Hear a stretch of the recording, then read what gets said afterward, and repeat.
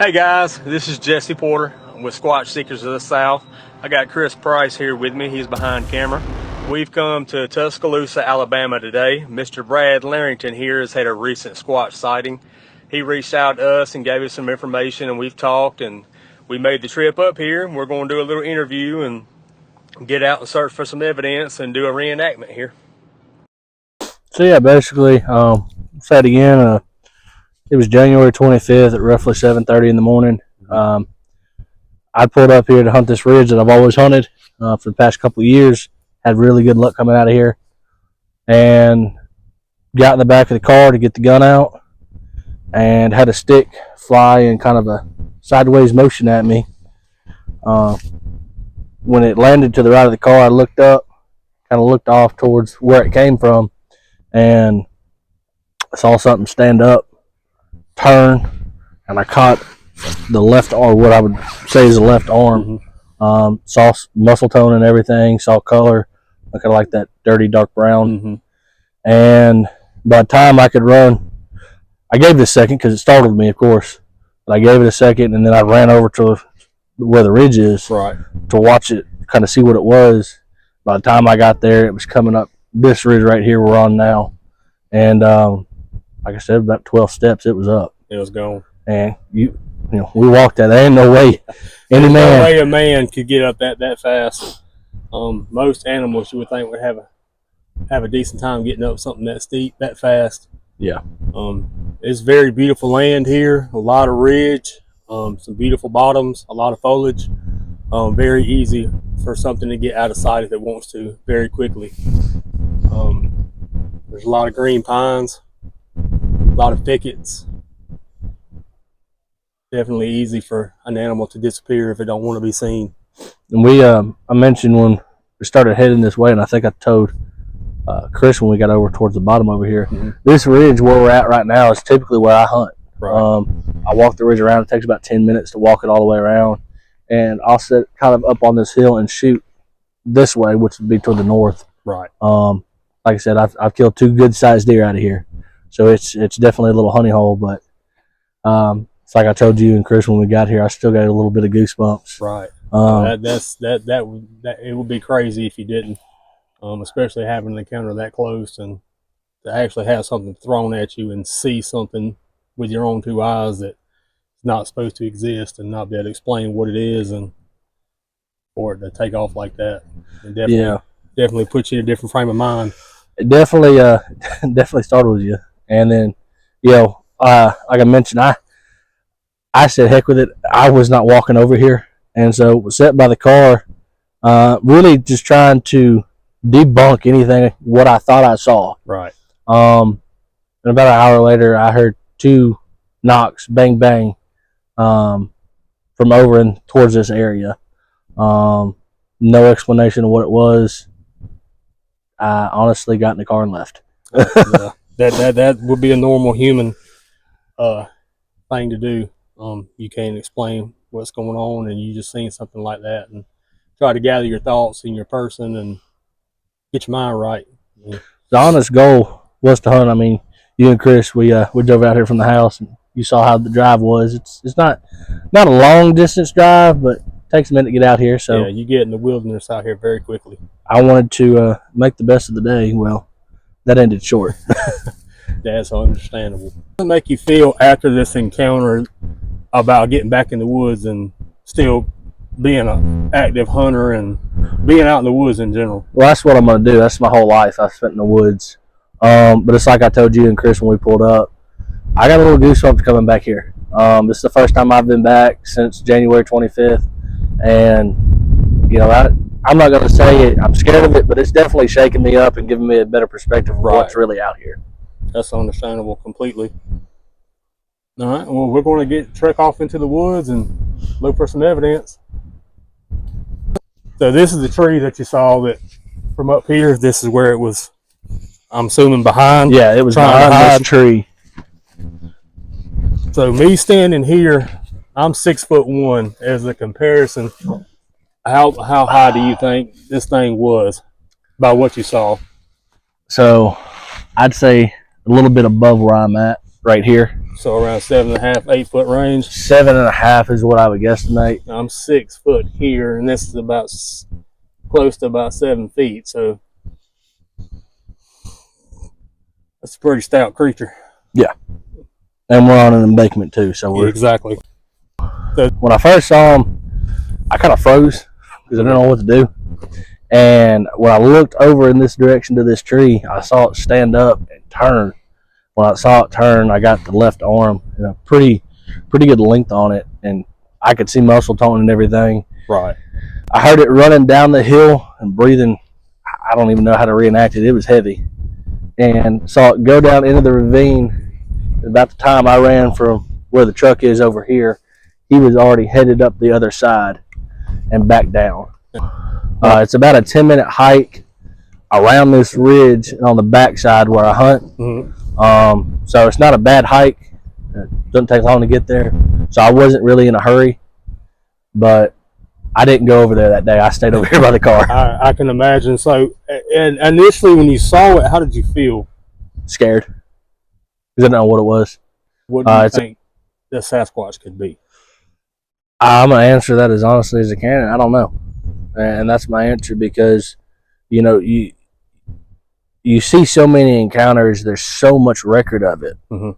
And, you know, I look back and I was telling Chris the other day on the phone, I don't do a lot of research on stuff just because I don't want to outrule anything, especially when it came to this. I didn't look at a lot of stuff. I tried to play everything discredit everything I could until there was nothing left. And that nothing being left is the reason we're here today. There's no real. You would definitely have to be in good shape to run down this and to run down it to get the other side so quickly.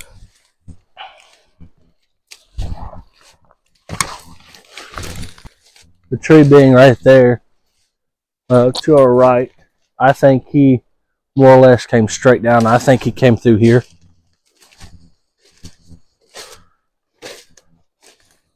Came across this and then went right up here, right through here. It's good that the ground's still saturated from the rain. Mm-hmm. It'd be easier to see prints or anything like that. Pretty smooth for the most part. From what I saw going up the hill, it looked like he hit it and didn't miss a beat. I couldn't see a man doing that. No. Guy in a costume definitely is not going to be smooth. That's a very steep ridge. From what I saw from the hill, when he came up, it almost looks like he was kind of slouched, trying to just, I don't know if he was staying low. Trying to stay out of view. Yeah, because he was kind of like this when he came up the hill. And I don't know anybody that runs like that. If I run, I'm usually vertical up and down. Right.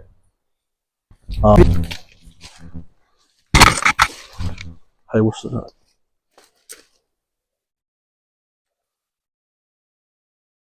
That ain't a hog and that ain't a deer.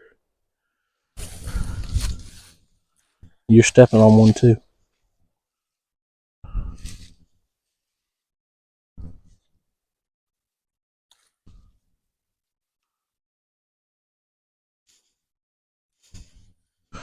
Almost looks like a toe right here.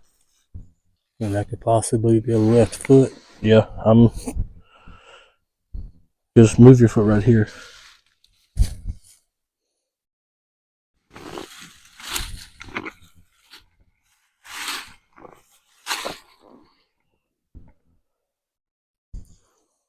It's taking steps, and that could be a possible print. Yeah. Ran through there.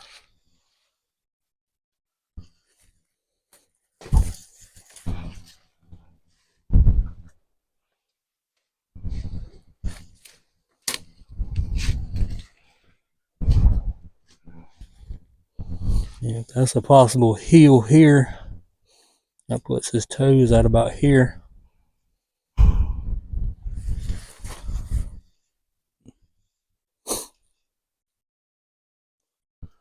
Mighty fit through here.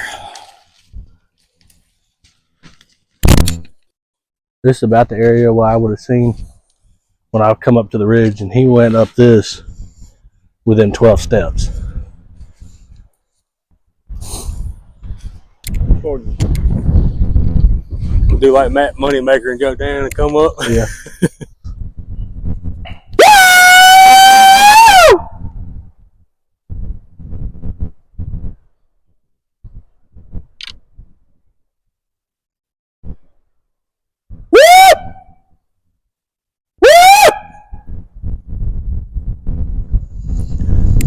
See what happens on the way out.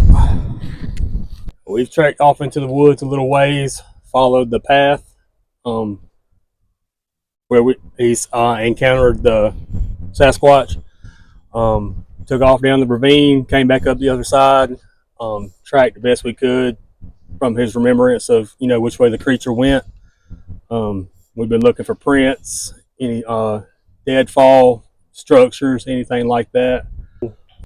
Visual encounter myself down in lower Alabama. We caught thermal footage down there of what we believe to be one, probably about 60 to 80 yards from us in the middle of the night on thermal. It's been gone back over during the day, and the heat signatures and what we saw were not there during the day. It's crazy. So we've been through that a few times. A few other people that coincide with us have looked at it, and we pretty much are dead set. That's what we saw after the debunk process of everything it could have been. And I have been growled at going down the trail in the middle of the day down there. Ooh. And I would assume it was probably 30, 40 yards into the brush to the right of me going down the trail. And the old explanation of, like, you're at a zoo, or they say like a war of a lion or something comes through, you could feel it. Oh yeah. I felt it hit me in my chest, and it went through my back, and my entire body just, I froze in fear. It scared me. And initially I thought, well, it could have been a hog or, you know, something like that. But I've heard hogs don't growl that deep and that with that kind of tone. And I was in mid stride and just about faced and walked right back out of the woods. And I could just barely still see camp from where the bend was in the trail. And I hollered at them like, hey, you know, hey, I'm coming out, you know, letting them know, you know, something just happened. I got growled at, and we immediately gathered our things and went back into the trail and didn't hear anything or see anything. But it's there's definitely something there. There's definitely something out here. I mean, I'm a firm believer from what I do know and what I've seen myself that these things they're here, are real. You know, one of the things I look at is, would I come back out here and hunt again? And I'd like to say yes, but that is always in the back of my head of that's something that would never leave. And so many people, like I was telling you earlier, like been in the woods their whole life, in their 40s and 50s, have encounters, and they say they'll never go back in the woods again. Right. And they pretty much give up the lifestyle of hunting and, you know, being in the wilderness. And it's got to be pretty tough to have a love for something like that and let something like that scare you that bad. It's you know, I'm not gonna lie, the night it happened, I didn't really sleep that night. I went to church very tired. But it was more or less, like I've mentioned before, trying to debunk what it was. And then finally accepting what it was, I was able to reach out to you and Chris over Facebook.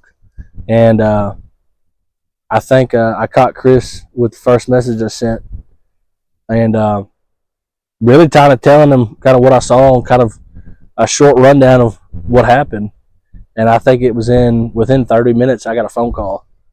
And I was able to tell somebody else who's got experience in this kind of what I saw and get a different perspective. You know, what I was wanting isn't necessarily what I got, and what I wanted was him to tell me that's not what I saw. Right. And now that we're out here and we're looking, you know, we saw the footprint at the bottom, what we believe to be a footprint.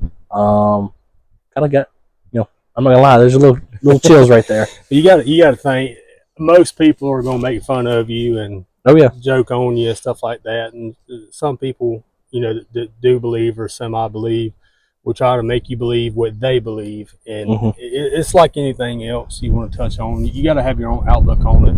You got to get in your mind what you know you saw, like you said, debunk everything until you know there's nothing else to debunk, that this is what it was. But you got to have your own thought process. You got to have your own outlook and determination on it, and stay true to that, because people will try to make you believe something that you know is not what you know.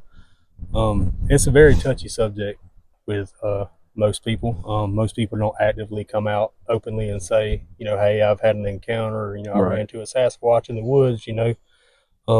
People are afraid of being ridiculed and, you know, made fun of. I was telling Chris and Jesse about 2 years ago, back in 2023, there was a guy that shot a hog up here on this clear cut at the field, green field, and had walked back out to the road, which is about a mile hike, to get a sled to pull his hog out. And we were going to go that way, but as you see in the distance, the Alabama weather had struck and we cannot get to where we want to go. So just giving a brief description of what happened. This guy shot this hog in this field, went out to go get a sled to get it back to the truck, and went back in, and the hog was gone. This hog was shot with a I think it was a 300 blackout. There's no way this hog was alive still.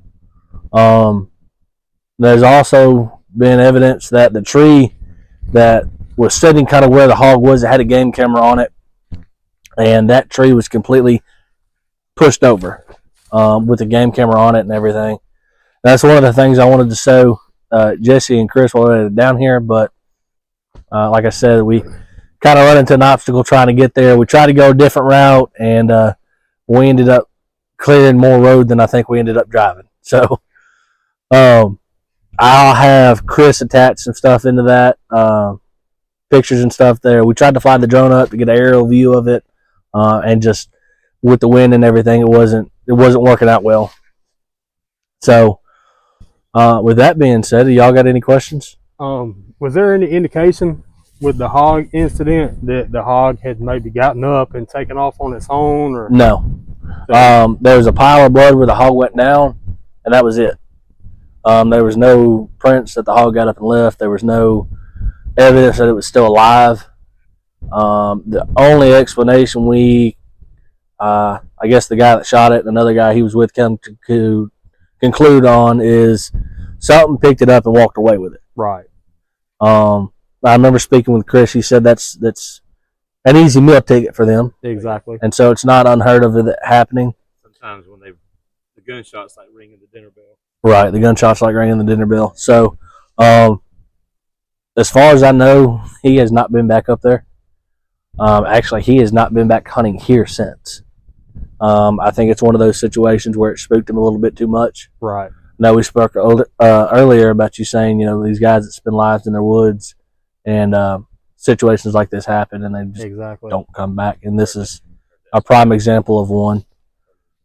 And there's another spot we were trying to get to. It's a pretty big with duck hunting that I guess back last year there was an incident. Some guys went out there to go duck hunting, and something screamed at them in the woods, and they got in the truck, left the decoys and everything, and drove off. And about a day later, they come back, grab the decoys. There was nothing there, no evidence, anything. From what I understand, it was not anything in the woods that would scream like that. Yeah, you're out deep in the woods like that, and it's quiet, and you're expecting to hunt and hear some ducks or a deer or something, and you hear a scream or a holler or something like that. It's kind of unsettling and makes you uneasy, Mm-hmm. especially if you're not expecting it. Absolutely.